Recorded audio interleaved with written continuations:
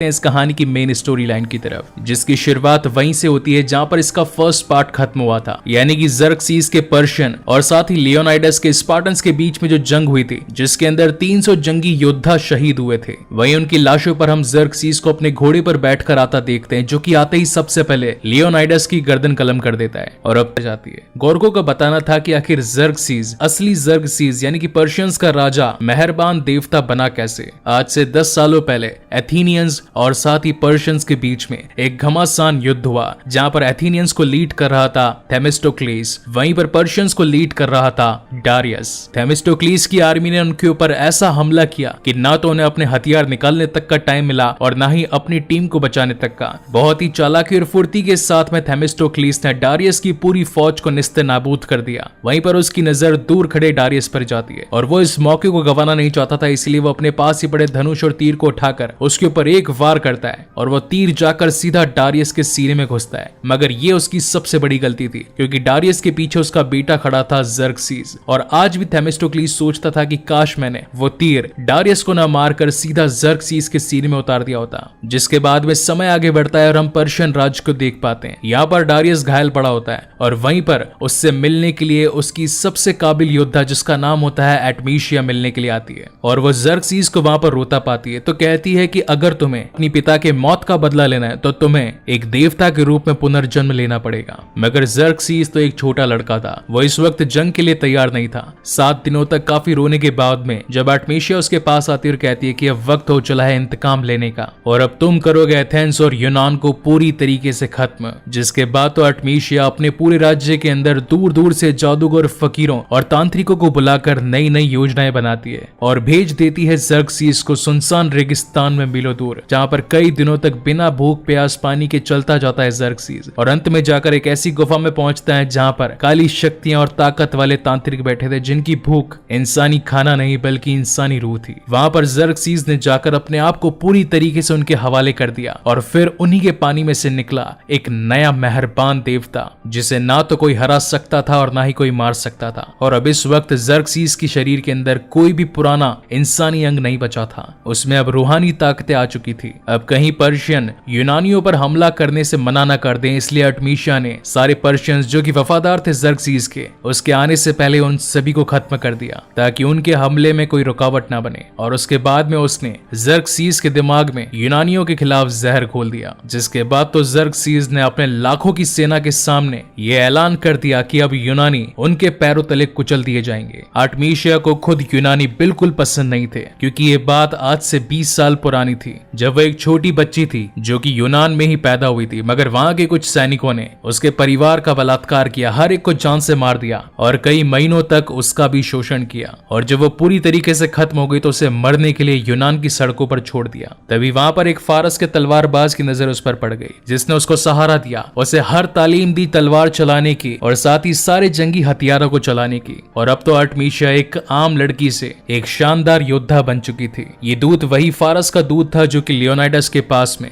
ज़र्क्सीस के लिए धरती और पानी का सौदा लेकर आया था। आर्टेमिशिया अपनी कला, अपने ज्ञान में इतनी अव्वल थी कि उसके सामने कोई भी योद्धा नहीं टिक पाता था और यहाँ तक कि उसके हाथों ने कई सारे राजाओं की मुंडियां उड़ाकर डारियस को पेश करा। और यही रीजन था कि डारियस के कबीले में आर्टेमिशिया की काफी ऊपर इज्जत थी। जिसके बाद में कहानी शिफ्ट होती है प्रेजेंट टाइम में और ये वो वक्त होता है जिस वक्त नर्क के द्वार पर खड़े लियोनाइडस और उसके 300 साथी समुद्र में फारस की फौज को स्पार्टा आते देख रहे होते हैं। ये वही सीन था जो कि इसके फर्स्ट पार्ट में हमने देखा था। यहाँ पर ज़्यूस जो कि स्पार्टन्स पर मेहरबान था, उन्होंने पारसियों के सारे जहाजों को निस्ते-नाबूद कर दिया। लेकिन इसके पीछे सिर्फ ज़्यूस ही नहीं था, क्योंकि उस वक्त समुद्र की लहरों को चीरता हुआ थेमिस्टोक्लीस भी फारसियों के सामने एक पहाड़ बनकर खड़ा था। वो जानता था कि फारसियों के जहाज सामने से ज्यादा मजबूत है मगर बीच में से नहीं, इसीलिए उसने एक ऐसी स्ट्रेटेजी बनाई कि घूमकर जाकर उसने उनके जहाज के बीच में वार किया और उनके सारे जहाजों को तिनका तिनका करके समुद्र में डुबा दिया। इन कुछ ही एथेनियंस ने इतने सारे फारसियों का मनोबल तोड़कर रख दिया था। इन सभी को लीड कर रही थी आर्टेमिशिया। वो ये बात तो जान गई थी कि सामने जो खड़ा है यानी कि थेमिस्टोक्लीस, ये वही शख्स था जिसने कि मेरे राजा डारियस के सीने में तीर उतारा था। वो दुश्मन तो था ही, साथ ही साथ वो एक काबिल सरदार भी था। इसलिए आर्टेमिशिया उसके सामने एक सौदा पेश करती है और उसे अपने जहाज पर बुलाती है और फिर कहती है कि तुम्हारी ये मुट्ठी भर फौज हमारे लाखों की फौज के सामने कुछ नहीं, यानी कि तुम्हारे हर एक सैनिक को मेरे 1000 सैनिक तीख मारने पड़ेंगे और तुम्हारे सिर्फ एक जहाज को मेरे कई सैकड़ों जहाज डुबाने पड़ेंगे, तब जाकर मुकाबला बराबरी का होगा, जो कि सिर्फ तुम्हारे सपनों में पॉसिबल है। मैं इस जंग का रुख पलट के रख सकती हूँ अगर तुम मेरे साथ हो जाओ। थेमिस्टोक्लीस को रिझाने के लिए आर्टेमिसिया अपना जिस्म तक उसे दे देती है। यहाँ पर इनके बीच में एक इंटीमेट सीन भी होता है और जब वो उससे कहती है कि तुम चाहो तो रोज ऐसी रात मेरे साथ बिता सकते हो, मगर थेमिस्टोक्लीस अपने देश अपने लोगों के लिए वफादार था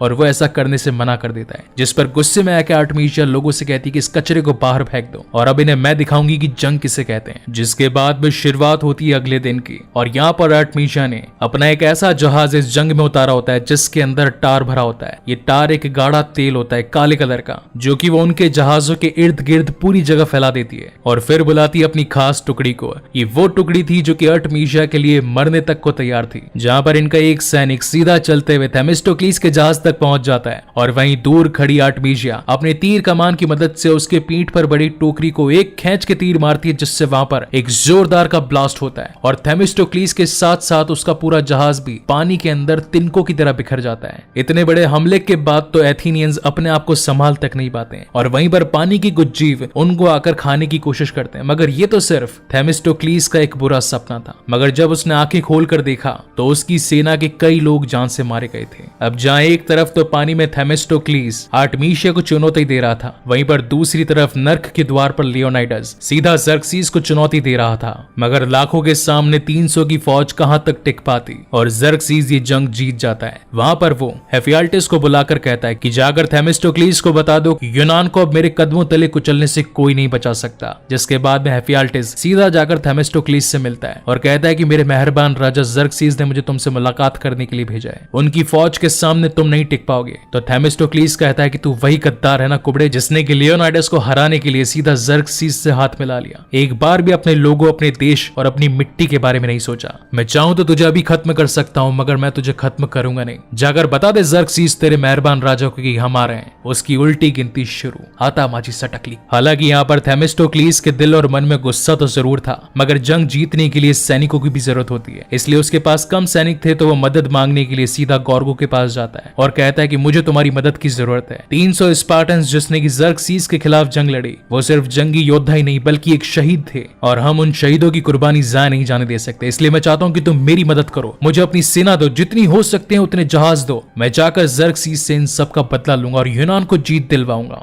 मगर गॉर्गो जिसने अभी अपने पति को खोया था, वो उसकी मदद करने से साफ मना कर देती और कहती है कि हमने तुम्हारी हर वक्त मदद करी, अपने पति को खोया, अपने राजा को खोया, अब क्या जंग लड़ने के लिए यहाँ के बच्चों को तलवारें पकड़वा दूं मैं तुम्हारे लिए? अपनी खैरियत चाहते हो तो यहाँ से चले जाओ। थेमिस्टोक्लीस उससे मांगना तो बहुत कुछ चाहता था, मगर वो रानी को कुछ कह नहीं पाता और वहीं पर वो लियोनाइडस की उस तलवार को रख देता है जिसने की ज़र्क्सीस के खिलाफ एक शानदार जंग लड़ी थी और जाते वक्त सिर्फ इतना कह के जाता है कि रानी इंतकाम लो अपने बदले का। मीनवाइल हम ज़र्क्सीस को देख पाते हैं जो कि अब एथेंस को पूरी तरीके से राख करके मस्त KFC का चिकन खा रहा होता है। उसी वक्त वहां पर हेफियाल्टिस पहुंच जाता है और बताता है कि एथेनियंस, जिसे कि आपकी ताकत से डरना चाहिए, वो तो बिल्कुल नहीं डरे और बल्कि उल्टा आपके खिलाफ एक बड़ी जंग के लिए तैयार हैं। ये सुनकर आर्टेमिसिया कहती है कि मैंने तो खुद उसे जान से मारा था, आखिर वो बचा कैसे? मैं उसे जिंदा नहीं छोड़ूंगी और अगली जंग जो कि सैल्मन की खाड़ी में होने वाली है उसे मौत के घाट उतार दूंगी। तो ज़र्क्सीस कहता है कि इस बात में कितनी सच्चाई है और कितना झूठ, इसके लिए हमें अपने लोगों को वहां पर भिजवा कर ये सब कुछ पता करवाना पड़ेगा। लेकिन आर्टेमिसिया कहती है कि राजा हमारे पास इतना टाइम नहीं है और वैसे भी जंग के सारे डिसीजन तो मैं लेती हूँ, तो मुझे तुमसे पूछने की कोई जरूरत नहीं है। इस बात पर तो ज़र्क्सीस को गुस्सा आ जाता है और वो उसे खींच के चांटा दे देता है, जिस पर तो आर्टेमिसिया को और ज्यादा गुस्सा आ जाता है और वो कहती है कि सिर्फ मेरी हिफाजत में बैठकर जंग के मजे लो राजा, ये जंग तो मैं जीत कर रहूंगी। जिसके बाद आता है इस कहानी का one of the best scene, जहां पर थेमिस्टोक्लीस की सिर्फ 6 जहाज अपने चंद सैनिकों के साथ में लाखों की फौज से लड़ने के लिए निकल पड़ते हैं, बिना डरे कि वो हमें जान से मार देंगे या नहीं, बिना कुछ सोचे कि हम ये जंग जीत पाएंगे या नहीं। फिर भी उनका जज्बा काबिले तारीफ था। उसके बाद तो दोनों ही टीमों के बीच में धमाधम फाइट हो जाती है, जहां थेमिस्टोक्लीस अपने जहाज में रखे घोड़े को निकालकर हर एक को अपने भाले और तलवार से चीर कर आधा आधा कर रहा होता है। उसके बाद में उसके सामने आती है खुद आर्टेमिसिया और फिर इन दोनों के बीच में एक बहुत ही शानदार तलवारबाजी में दिखाई जाती है। ये वो आर्टेमिजा थी जिसने की तलवारबाजी की तालीम ली थी खुद फारस के दूत से, और एक लंबी चलने वाली फाइट के बाद में हम देख पाते हैं कि थेमिस्टोक्लीज ने अपने तलवार की दम पर आर्टेमिजा को जान से मार दिया होता है, मगर फिर भी उनकी टीम के आगे थेमिस्टोक्लीज की टीम हारती नजर आती है। और यहीं पर सबसे बड़ा गेम चेंजिंग सीन आता है जहां पर हम गॉर्गो और उसके हजारों सिपाहियों को देख पाते हैं जो कि अब फारसियों के खिलाफ खड़े थे। और इसी तगड़े सस्पेंस के साथ में ये शानदार कहानी भी यहीं पर खत्म होती है। वेल, इस लड़ाई का एंड में क्या होता है उसके लिए इसका थर्ड पार्ट भी आना चाहिए था, लेकिन इस वक्त भी इसका थर्ड पार्ट नहीं आया। इस मूवी का फर्स्ट पार्ट सन 2006 में आया था और इसका ये सेकंड पार्ट सन 2014 में, और अभी चल रहा है 2021, जो कि ऑलमोस्ट खत्म होने वाला है। सो गाइस, जितना बेसब्री से आपको इसके थर्ड पार्ट का इंतजार है उतनी ही बेसब्री से मुझे भी, क्योंकि ऐसी शानदार दिल दहला देने वाली कहानियां बहुत ही कम देखने को मिलती है। एंड आई होप कि मेरी आवाज ने आपको इस कहानी के हर एक जर्रे हर एक लम्हे को आपके दिल में जिंदा किया होगा। तो अगर आपको मेरी ये मेहनत, मेरी एफर्ट्स पसंद आए तो प्लीज इस वीडियो को लाइक कीजिएगा, कमेंट जरूर कीजिएगा, और अगर पहली बार इस चैनल पर आए हैं तो इसे सब्सक्राइब भी जरूर कीजिएगा। इसके बाद मैं अब अपने चैनल पर एक और शानदार सीरीज को लेकर आने वाला हूं। सो तब तक के लिए keep watching and stay safe. मिलते हैं।